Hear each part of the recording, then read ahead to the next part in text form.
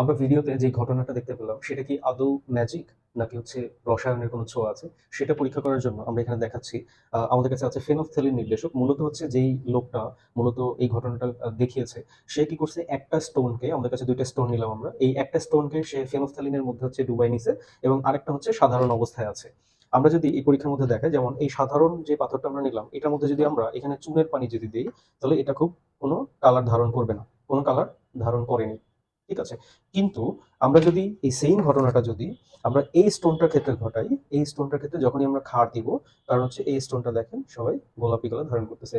এর মানে হচ্ছে যে এটা একটা নির্দেশক এবং চুনের পানি যেটা ক্ষার, সেই ক্ষারে হচ্ছে এটা গোলাপি কালার ধারণ করে।